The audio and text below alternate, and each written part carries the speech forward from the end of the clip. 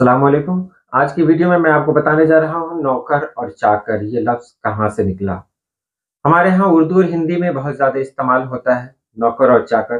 बहुत सारे लोग इसे कहते हैं कि ये हिंदुस्तानी लफ्ज़ है, यानी हिंदुस्तान में निकला हुआ लफ्ज़ है। कुछ लोग संस्कृत से भी जोड़ देते हैं, ख़ास तौर से चाकर को। तो आज की वीडियो में मैं सब कुछ बताने जा रहा हूँ कि असल में ये लफ्ज़ कहाँ से आया, कब राइज हुआ, क्यों राइज हुआ। बहुत कुछ जानने को मिलेगा आज। तो चलिए वीडियो शुरू करते हैं।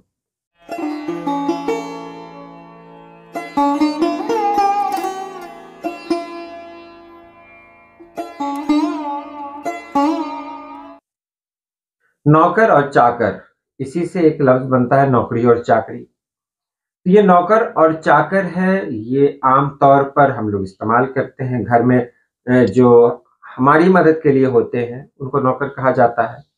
उनको एक तयशुदा तनख्वाह दी जाती है, हर महीने दी जाती है। उसके एवज़ वो हमारा काम करते हैं, वो नौकर कहलाते हैं और उन्हीं को चाकर भी कहा जाता है। एक वीडियो में मैंने आपको बताया था कि नौकर अलग है, चाकर अलग है। बहरहाल यहाँ मैं दोनों को एक ही बता रहा हूँ ताकि आपके समझने में आसानी हो। नौकर तो जानते ही हैं सब लोग, नौकर। चाकर का जो लफ्ज़ है, उस चाकर में बहुत सारे लोगों को शक है कि ये संस्कृत ज़बान का लफ्ज़ है, जबकि ये संस्कृत ज़बान का लफ्ज़ नहीं है। लोगों को संस्कृत ज़बान का लफ्ज़ क्यों लगता है? कई जगह मैंने पढ़ा कि चाकर जो लफ्ज़ है वो चक्र से बना हुआ है। चक्र यानी सर्किल, चक्का जिसको कहते हैं। तो चाकर जो होते हैं वो हमेशा मालिक के आगे पीछे घूमते रहते हैं, इसलिए उसी चक्र से चाकर लफ्ज़ बना हुआ है। हालाँकि अ, ऐसी कोई बात नहीं है, उस लफ्ज़ से चाकर नहीं बना हुआ है।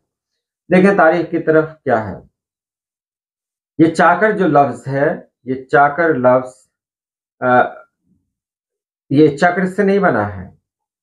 ये मंगोलियाई ज़बान का एक लफ्ज़ है, चाकुर, यानी खिदमतगार।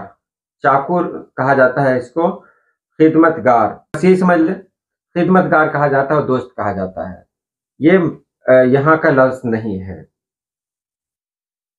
ये मंगोलियाई लफ्ज़ है, वहीं से ये लफ्ज़ आया है। अब एक और लफ्ज़ है नौकर। नौकर जो लफ्ज़ है, ये असल लफ्ज़ है नुकुर। नुकुर, और कहीं पर नौकर भी कहा गया है, ये भी मंगोलियाई लफ्ज़ है। मंगोल को हम सभी लोग जानते हैं, चंगेज़ खान का जो दौर है, चंगेज़ खान का ताल्लुक मंगोल से था। तो ये उसी इलाके का उसी इलाके के ये अल्फाज हैं और आपको सुनकर तज्जुब होगा कि ये अल्फाज भी उसी वक्त से बोले जाते हैं। तुर्की वालों ने इसे अपना लिया। तुर्की से जब ये लफ्ज़ फारसी में गया तो नौकर का इस्तेमाल होने लगा और आज सभी लोग जानते हैं कि ये फारसी का लफ्ज़ है, हालांकि ये फारसी का लफ्ज़ नहीं है। फारसी वाले तुर्की से कहते हैं कि हमने तुर्की से लिया, असल ये है, ये मंगोलियाई लफ्ज़ है, मंगोली ज़बान का एक लफ्ज़ है। अब इसकी तारीख में जाएँ तो उस वक़्त कह सकते हैं कि जो वहाँ का बादशाह हुआ करता था मंगोल का, जिसको कहते थे खाकान। खाकान के दौर में क्या होता था कि बहुत सारे ऐसे लोग होते थे जो आस-पास के इलाके से ताल्लुक़ रहता था उनका, तो खाकान की मदद करने के लिए आ जाते थे। तो उन्हीं को नाम दिया गया था नुकुर। नुकुर कहा जाता था, ऐसे लोगों को नुकुर कहा जाता था।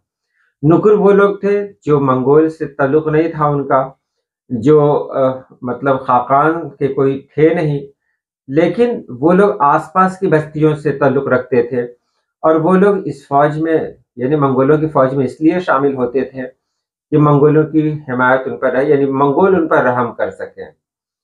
कुछ लोग ऐसे थे जो दिल से वहाँ जुड़ जाते थे, तो ऐसे लोगों को नुकुर कहा जाता था और यही नुकुर, जिसका मानी होता था दोस्त, और खुद से किसी की मदद करने वाला, कह सकते हैं मदद करने वाला, हेल्पर।